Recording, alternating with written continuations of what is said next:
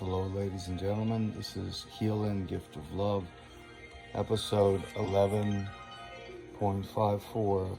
We are returning to reading from Dowman'S Samaya, Samaya. And the book is right here. It's Dzogchen Samaya, Dzogchen. Great Perfection Samaya, Dzogchen, now books 2020. The cover is a little rough now, but there you go. There's the cover, the abstract art that perhaps corresponds to the way cells form, or stars, or structures within plasmas and liquids and galaxies, or within stars interacting with each other. And we're going to read the introduction instead of skipping ahead to what we read before, which was fascinating in the earlier episode 11 series. We had read of the Samaya, and we need to remind you that means vow. In other words, your vow to do the Dharma, to embody the Dharma, and all that you say, do, all that you think, say, and do, and feel in your body, mind, and speech. And doing the Dharma is simply doing things in service, doing them because they are the correct and right thing to do, the beautiful, good, and true thing to do, or to say, or to exhibit, or to manifest, or to create. And you do it not for the power or the prestige, and not for the money or the sex, although you may get those things, you may get all of those things. You may have great power. But if you pursue that first and foremost, or become very over-involved with it and cling too tightly, Heraclitus of Ephesus, the pre-Socratic philosopher who abandoned his royal lineage and his what would have been a high position in the Hellenic colony of Ephesus, circa 505 BC, his work was destroyed, and his fragment, Aion, A-I-O-N, in the Hellenic, classical Hellenic, A-I-O-N, the Time Lord, the Lord of Time. Aion is a child playing at draughts or marbles. The royal power is child's play, and it moves like that. You try to possess it and cling and grab it, hold on to it until you're a mummy, you're still holding on to it. You need to let it go and prepare for death. You know, when you get to the time, when it's time, you need to let everything go, and you're preparing for death. All right, so now we're going to read from the introduction. If you wish to make contact with Keith Dowman, it's simple.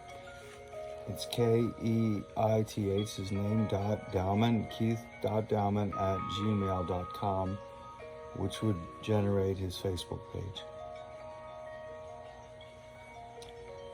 Introduction, Samaya, beginning and end. The picture of Samaya herein is presented at the point of Dzogchen realization. The implication is that Dzogchen understanding has been achieved in an initiatory experience, and that thereby and therein Dzogchen Samaya has been involuntarily assumed. What he's talking about is the vows that pertain to maintaining the foundation to keep your Dzogchen correct to you, so it becomes unceasing, and that when you fall out of it, you immediately return back into it, and you no longer are taking this world so seriously. So, Dzogchen Samaya has been involuntarily assumed. There's nothing left to do if you don't do it. You have to do it. In the non-dual instant of experience of the nature of mind, the ultimate great perfection Samaya and the four subsidiary great perfection Samayas have already automatically kicked in. whatever activity of body, mind, or speech is now fulfilling the Bodhisattva vow that relative Samaya is always subsumed by non-dual Samaya. The mind is like, this will be explained in this introduction. The mind is like a king sitting on his throne, surrounded by concentric circles of ministers, attendants, and servants, all ready to jump to accomplish the task that the king momentarily and subliminally requires of them. The ranks of waiting functionaries, missionaries and priests, from generals and officers through sergeants and men down to servants and slaves, await their orders, all of whom artlessly fulfill the king's commands. The mind at the center of the great perfection mandala commands ranks of sensitive apparatchiks, immediately sensitive to its needs, all representing various degrees of Samaya. The Dzogchen Samaya has been actuated by initiatory, the Samaya that have been actuated by initiatory experience are functioning instinctively and infallibly within the field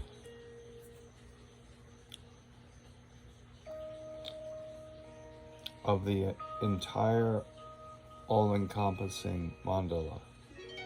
The great perfection, the Dzogchen Samaya, that the vows that have been, the Samaya vows that have been actuated by initiatory experience are functioning instinctively and infallibly within the field of the entire all-encompassing mandala. Wherever tantric Samaya are required to redress any imbalance of the moment, automatically apply their healing balm.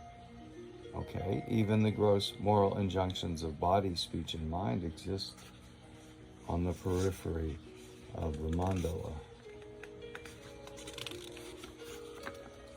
The Dzogchen yogi or yogini in this way is free of all moral quandary and decision-making. One's identity with the here and now has become the touchstone of activity of the body-mind, regardless of the density of ignorance or opprobrium that afflicts it, the penumbra of remembered non-dual experience, and the certainty of an underlying and bottomless well of clear light and awareness will spontaneously initiate bodhisattva responsiveness.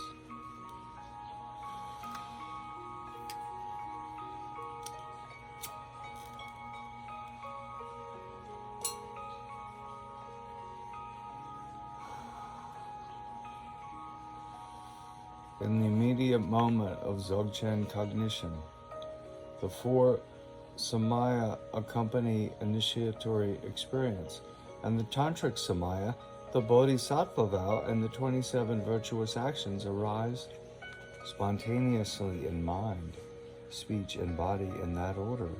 Mind, speech, and body in that order as they become relevant or necessary, in natural manifestation of the totality in each moment. Without initiatory experience, without the original key experience of the great perfection, Samaya, there is no natural efflorescence of awareness of mind's nature. Without an identification with the center of the mandala, there can be no identification with the totality of the mandala. Without the crucial Dzogchen initiatory experience, there can be no inclusion of the relative Samaya. Without the crucial initiatory experience, there can be no inclusion of the relative Samaya. Experiential initiation, better stated as existential recognition of the here and now, is the key to spontaneous fulfillment of all the Samaya vows. Without the experiential initiatory component, It's like the Boy Scouts' do's and don'ts, moral regulations on the long graduated path of learning under disciplehood. Regarding the contents of the comprehensive inventory of great perfection Samaya, the first, the all-inclusive Dzogchen Samaya, is no Samaya. The no Samaya, the single most important great perfection Dzogchen Samaya, refers to what is beyond expression and in its sense of total satisfaction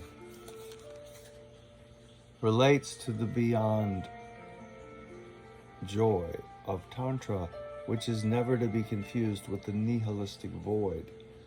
That single total Samaya is then defined under four heads.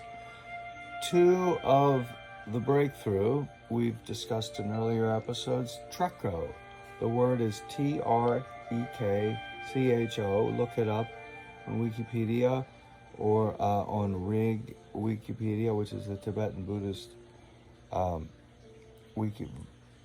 section of Wikipedia. Either way, it's Trekcho, cutting through the obstacles to realize or recognize the primordial purity, which happens in an instant when you're on the right track. It's just, you just immediately cut through. Distracted. No. Right there, right back. And then you're seeing that it's real, but it's not real. There's nothing there in the sense of substantial. We're just playing like that child with his marbles. If we cling to it, we get lost and angry, or we become selfish and then angry and attached and proud and envious and all of this. And comparing, we're getting lost in these reflections of light that are all insubstantial.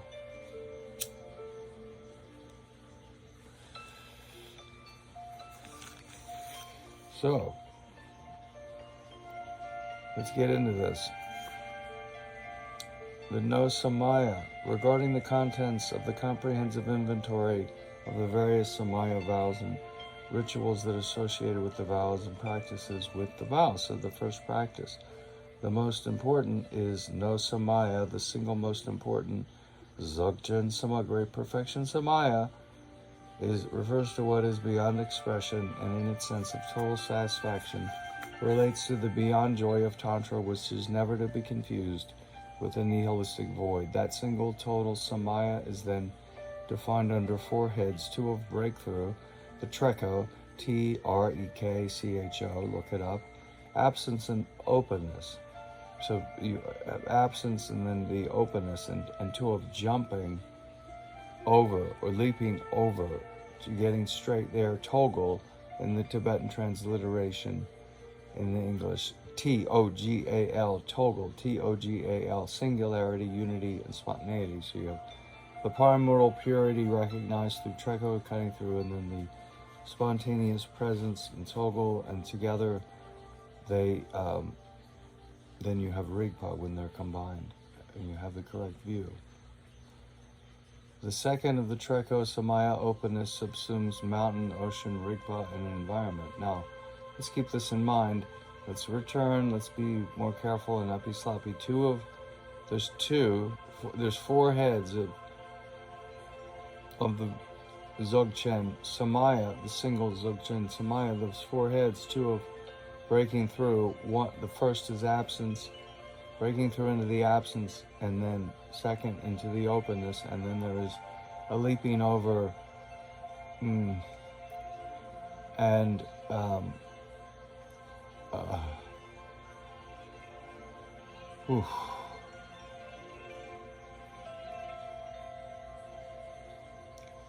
So the second of this is openness. The Samaya, second one, the Trekho, cutting through from the absence in the first, and then in the openness subsumes the metaphors mountain, ocean, Rigpa, and environment. Lastly, four Mahamudra Samaya are included to show similarity with another parallel, brilliant, non-dual tradition, a tradition powerful in its cogent poetic expression. Formally, Samaya is singular. There is only one Samaya, but please note that herein the word is used as both a singular and a plural noun. Attempts at literary statements of it appear at the beginning of this text as nothing to guard ultimate identity. Samaya, Samaya. Nothing to guard ultimate identity.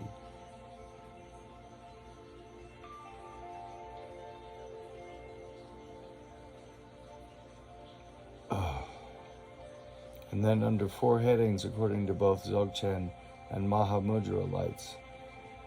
Attempts at literary statements appear at the beginning of this text as nothing to guard an ultimate identity. And then under 4 headings, according to both Dzogchen and Mahamudra lights, in the Tantric section of the book, that one overarching Samaya is broken down according to the partialities of masters, dissecting the singularity into a multiplicity of vows relevant on a graduated path in order to create personal discipline and social harmony. This tantric distinction is useful for Dzogchen great perfection initiates as far as it allows clarification of the ways in which we may manifest activity of body, speech, and mind in the spontaneous fulfillment of the Bodhisattva vow, and also to provide direction for those who lack initiatory certitude. So it's roughly divided into 4 parts. The first is Dzogchen itself, subsuming Mahamudra.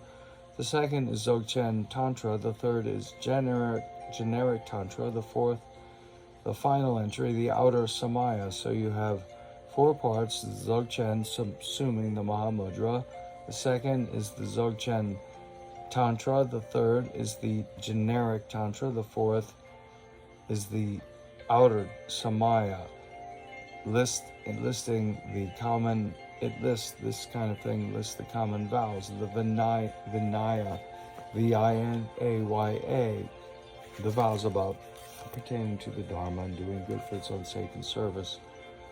And although the first Dzogchen Samaya is enough and sufficient, historically a 3-fold division of outer, inner, and secret Samaya was introduced to accommodate a monastic and multi-leveled Nyingma Sangha as it contended with the 3 later Tibetan schools, Sakya, Kagyu, and particularly Geluk. The 3 vow discipline became the mainstream associated with the Nyingma Sanghas.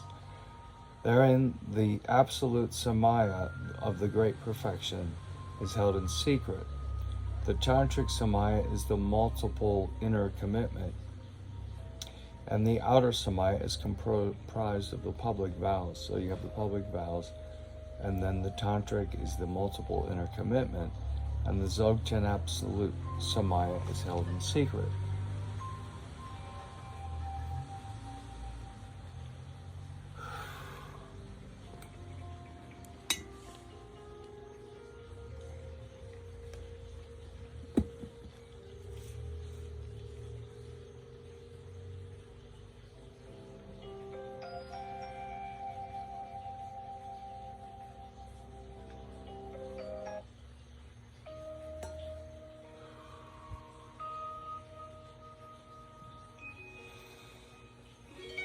This is not the most interesting part. Wait till it opens up. We're just getting through the introduction. We're at 19 minutes. All right.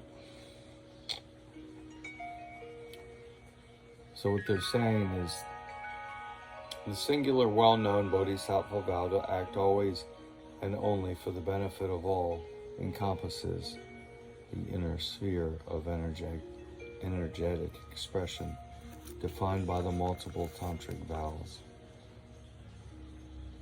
To imagine pedagogically that these 3 levels are ontologically separable, referring to 3 levels of being, is of course absurd. In the minds of analytic pedants, they refer to categories of action that spontaneously arise in non-dual bodhisattvic awareness. Contrasted with the academic or ritual lineage, this practice or experiential lineage needs no ritual initiation or ritualized process. However, the pointing out instructions, the naming of parts by a great perfection Dzogchen preceptor can provide a necessary confirmation of what is innate and has been and must be spontaneously intuited. Such process is characterized in the practice lineage rubric for those in whom there has been no spontaneous welling up of initiatory experience. The Vajracharya or Gegen teacher will provide basic exercises that will provide a receptive context for redemptive initiatory experience. Then on a graduated path to 10 moral commitments. The book is going to go into all of this in great detail, these commitments. And this is just the introduction. So I guess ignore if some of this seems a little too dense, and we'll get to the other parts and there'll be 11.55, 56, 57, 58, 59, until we get through the rest of this book. But on this graduated path, the 10 moral Samaya commitments provide a basis for the ritualized refuge. If karma is sufficiently good, motivation is then imbued with bodhisattvic intentionality, and the bodhisattva vow becomes the lodestone that governs the moral compass. The tantric vows take an initiation empowerment. In other words, at the beginning of the Vajrayana path, open up the mind to a much broader scope of activity on the bodhisattva path.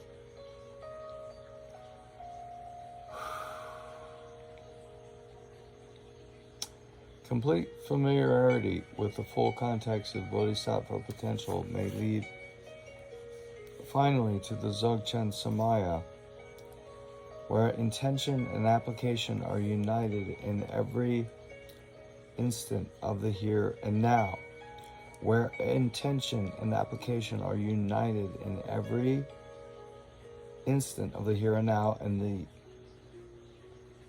Usnisa crown of Buddha is bestowed at the end of a very long and arduous trip. The crown, the Usnisa, is U-S-N-I-S-A, Usnisa.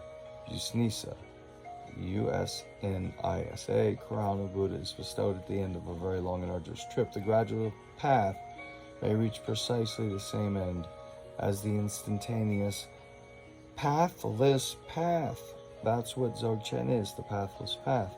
It is experience of initiatory experience, either at the beginning or end of the path, that defines the difference. But to strive to act according to a preconceived discipline on the gradual path is evidence that the Dzogchen initiation has not been existentially activated and experienced. In the instantaneous pathless path of Dzogchen, experiential initiation is assumed. If initiatory experience has not prepared the mind to realize the pointing out, or if the pointing out does not induce initiatory experience, all transmission is in vain. It should be crystal clear, so go back over that sentence. It's a simple fact. It needs to be hammered in. It needs to be hammered in. If the initiatory experience doesn't become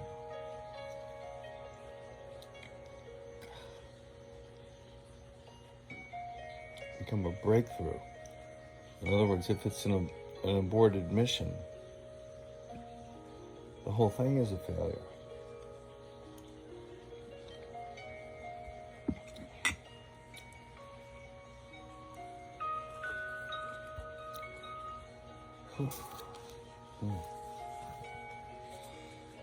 In the instantaneous pathless path of Dzogchen, Experiential initiation is assumed if initiatory experience has not prepared the mind to realize the pointing out, or if the pointing out does not induce initiatory experience, then there's no point. There was no point to the pointing out experience of the transmission. It was in vain. Governed by the Samaya of authentic initiation, the Bodhisattva vow is automatically fulfilled, and the specific root Samaya, special Samaya of body, speech, and mind, follow like the cart follows the horse. Practice becomes unthought, automatic. Allowance of the spontaneity of the Bodhisattva's intentionality. Discipline has become doing nothing, where that doing nothing is dependent upon initiation of the nature of mind. No experiential initiation as opposed to ritual initiation.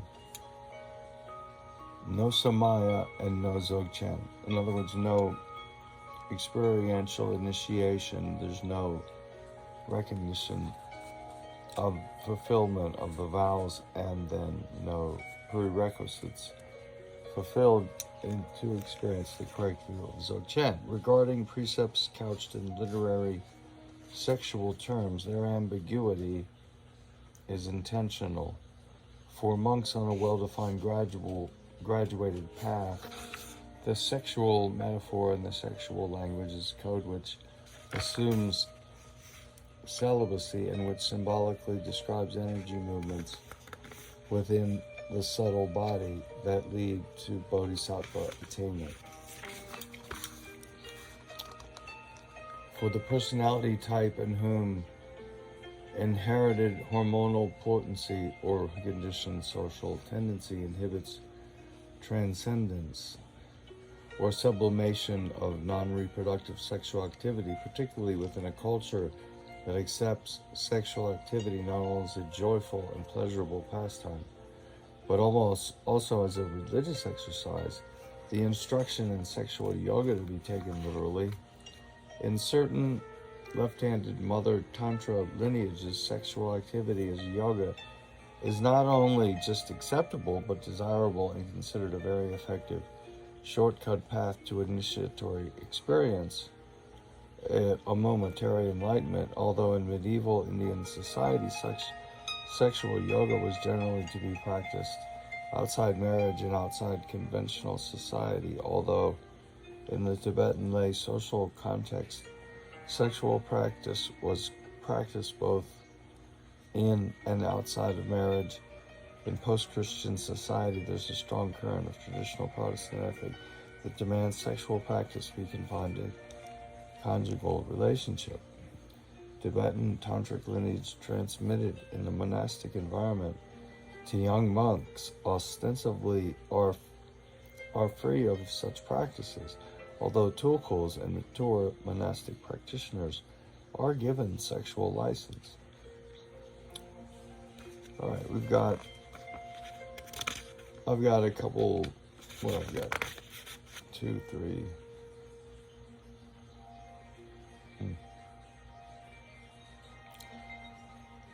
We'll finish this in the next episode. Thank you for watching.